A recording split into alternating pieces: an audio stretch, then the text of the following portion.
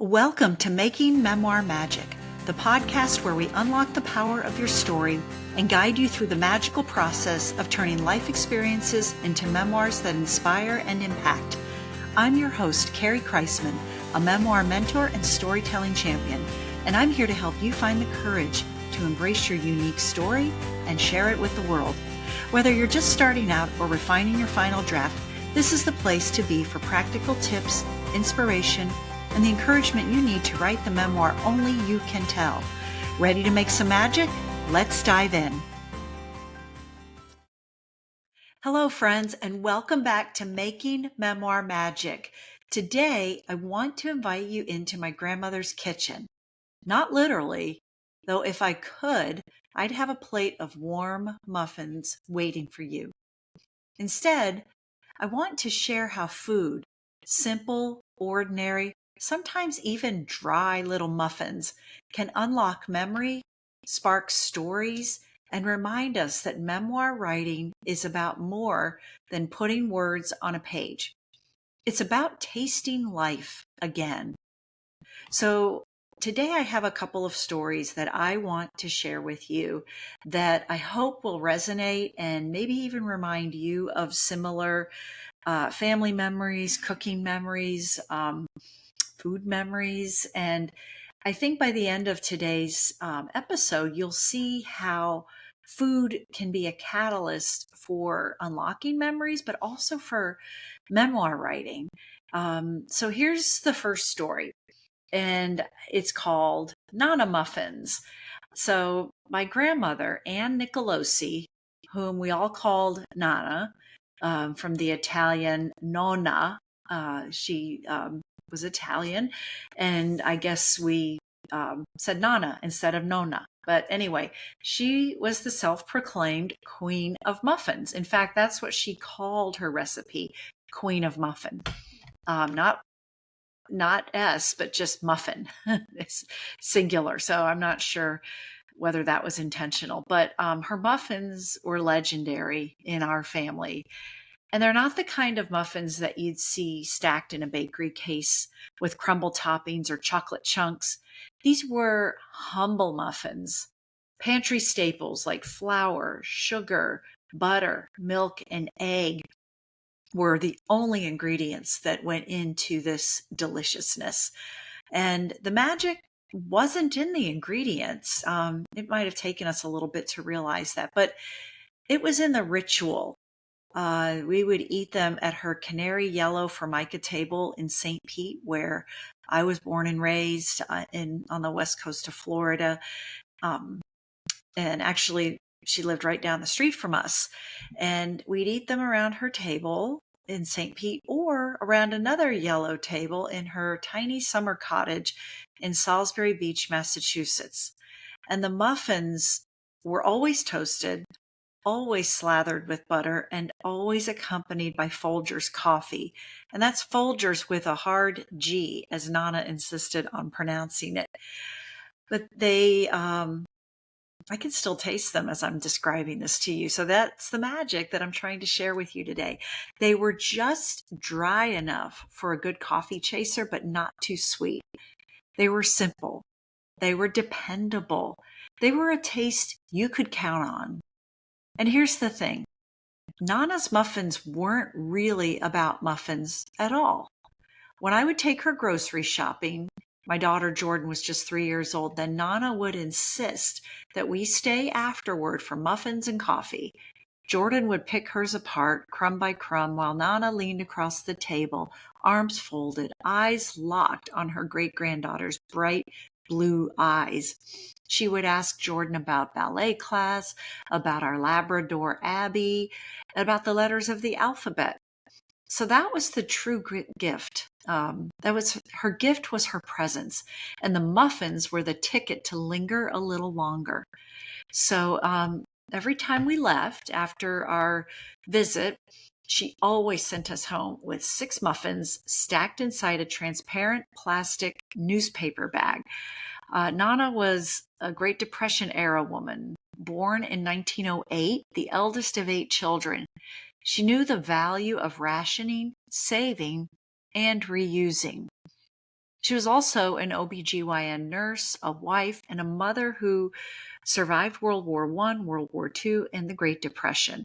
Her muffins reflected her: practical, sturdy, and built to last. In fact, she died just 3 weeks shy of her 94th birthday. So, why am I telling you all of this? I'm telling you because we all know, but here's what I want you to believe, is that food isn't just sustenance. Yes, we need it. Yes, it can be mundane when we're trying to figure out what to cook for dinner. But when we really dig in and enjoy it and remember it and savor, that's when food becomes a story. So let me pause here and ask you, what is the one dish that instantly takes you back? Maybe it's your dad's Saturday pancakes, or your mom's spaghetti sauce, or the way your grandmother buttered toast. Close your eyes for a second. I want you to think about this, envision this. Who is sitting across the table from you when you take a bite, when you're remembering some of those examples that I just mentioned? That's where memoir begins. So now, having thought about all of that, let that simmer for a while. And I think the pun is intended.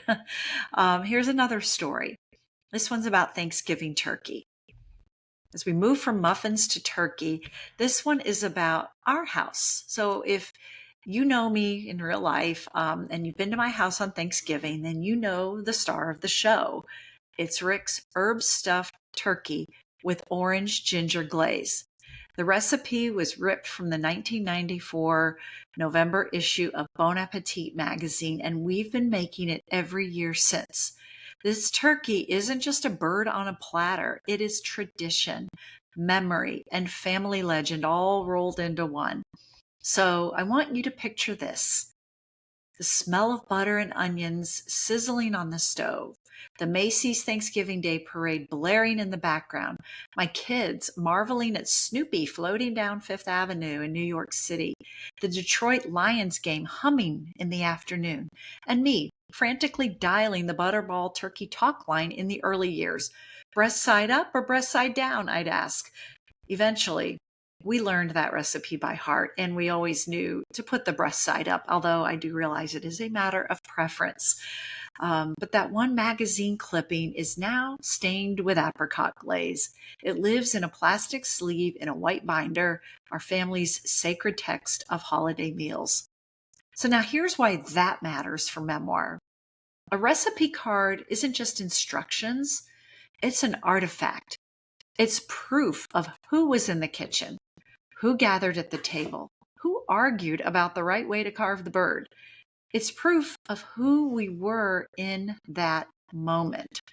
So when you sit down to write your story, don't just say, "We had turkey every year." No, tell me about the smell of the sage, the woodsy aroma of the sage, the sticky apricot glaze on your fingers, the uncle who fell asleep in the recliner before dessert. That's the detail that transports your reader to the table. So where am I going with all of this? My feeling, and it's not only because I like to cook, it's because food is universal in its power to invoke conversation, connect us with family, friends, and even strangers. It's a conversation starter, and there are many reasons why food belongs in memoir, but it's a portal.